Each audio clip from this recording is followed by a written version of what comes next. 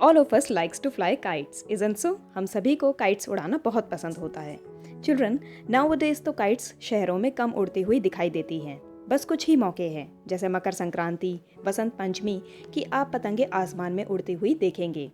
वैसे भी आजकल इंडियन कल्चर में शॉर्टकट्स देखने को मिल रहे हैं, लाइक रियल रिचुअल्स या कस्टम्स की जगह पार्टीज। दिवाली पूजा की जगह दिवाली बैश, होली पूजा की जगह होली बैश, यानी कि होलिका दहन की जगह होली पार्टीज बहुत कॉमन है।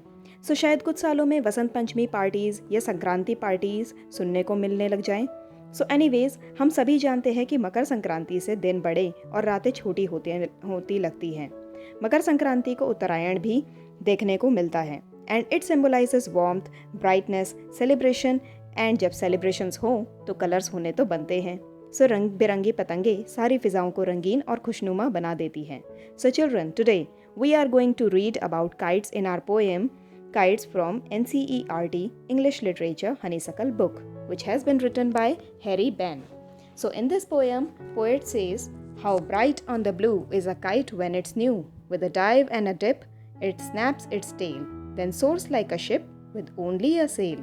यानी कि एक खुले नीले आसमान में जब काइट उड़ती है, जो कि नई नई काइट खरीदी हुई है, with a dive and a dip, जब वो गोते लगाती है, हिलोरे लेते हुए जाती है, तो ऐसे लगता है जैसे समुद्र में जहाज चल रहा हो, और वो भी पानी की लहरों के साथ कभी नीचे कभी ऊपर इस तरह से जा रहा हो। With only a sail, sail यहाँ पर आप देख रहे हैं, एक शिप में सेल लगी होती है जो कि हवा की बयार के साथ साथ चलती है। As over tides of wind it rides, climbs to the crest of a gust and pulls, then seems to rest as wind falls. So यहाँ पर बताया है कि जैसे समुद्र की लहरें ऊपर की ओर उठती हैं, जैसे हवा की लहरें ऊपर की ओर उठती हैं और बह रही होती हैं, it climbs to the crest, crest यानी टॉप ऑफ द माउंटेन। तो वो जो काइट होती है ऐसे ऊंचाई पर उड़ती है जैसे कि उसे माउंटेन की टॉप को छूना हो।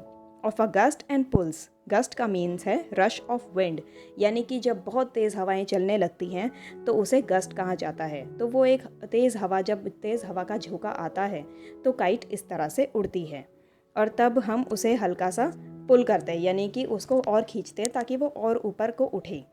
Then seems to rest as wind falls, यानी कि जब हवा हल्की हो जाती है, मध्यम हो जाती है, तो ऐसा लगता है कि काइट धीमी पड़ गई है और वो भी आराम कर रही है। When string goes slack, you wind it back and run until a new breeze blows. As its wings fill and up it goes. यानी कि जो हमारे हाथ में डोर होती है, when it goes slack, slack का मतलब है जब उसमें हम ढील देते हैं, तो ढील देते हुए वो वापस से अपने रफ्तार को पकड़ती है। जो काइट होती है हवा की रफ्तार को पकड़ते हुए ऐसा लगता है कि हवा के साथ साथ मूव कर रही है। एंड तब हम भागने लगते हैं तो एक नई सी हवा बहने लगती है। तो काइट्स को बच्चों वैसा ही बताया है जो कि हवा की दिशा में बहती जाती है। वो हमारे हाथ में उसकी डोर होती है और हम उसको कंट्रोल कर रहे होते हैं, पर वो देखना बड़ा सुहाना लगता है। और इसको आप तभी महसूस कर सकते हैं जब आप खुद से काइट्स उड़ाए हुए हों। And its wings fill and up it goes, यानी कि इसकी जो हवाओं में जो इसकी विंग्स होती है, विंग्स यानी कि इसके नीचे जो लगी पूंछ होती है, उस पर जब हवा आती है तो इट गोज़, ये और ज़्यादा ऊपर को उठती है। How bright on the blue is a kite when it's new, but a raggeder thing you never will see when it flaps on a string in the top of a tree. पर एक चीज़ है जो बहुत बुरी है, जो आप कभी समझ नहीं पाते कि अचानक से ऐसा क्यों हो गया। जब हम पतंग को उड़ाते हुए एकदम लय में बंध जाते हैं, रिदम में आ जाते हैं, तो तभी वो किसी न किसी तार में, बिजली की तार में, या फिर किसी पेड़ की शाखा में फंस जाती है, और वो बड़ा दुखी करने वाला होता है। तो यहाँ पर बताया है कि काइट को उड़ाते हुए हम क्या क्या चीज़ों का अनुभव करते हैं। So in this poem we can see various literary devices which have been used, like simile. Simile can be seen in this poem with the usage of word. जैसे कि जहाँ पर आपको like का यूज़ मिले या as word का use मिले तो समझ लीजिए कि simile है। तो simile का यहाँ पर यूज़ है soars like a ship, यानी कि वो जो शिप है, शिप की तरह वो चढ़ती उतरती है जो काइट है। एंड यहाँ लिखा है as cool as ice, यानी कि आइस बर्फ़, तो बर्फ़ जितनी ठंडी कोई चीज़ अगर होगी, तो देखिए ठंडक को, बर्फ़ को कंपैरिजन किया गया है किसी और चीज़ से। For example, his body was as cool as ice, यानी कि उसका शरीर इतना ज़्यादा ठंडा पड़ चुका था जैसे कि बर्फ़ हो। तो देखिए शरीर का कंपैरिजन बर्फ़ से किया गया है। सो इसीलिए बर्फ़ तो सबसे ज़्यादा ठंडी होती है, तो इसीलिए एज कूल एज आइस। तो यहाँ पर source like a ship use किया गया है।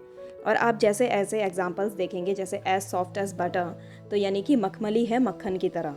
तो ये यहाँ पर एक तरह के सिमिली है।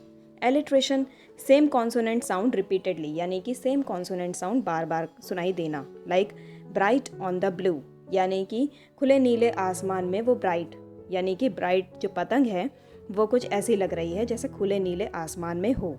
सो चिल्ड्रन, यहाँ पर हम अपना चैप्टर कंप्लीट कर चुके हैं। So thank you and take care.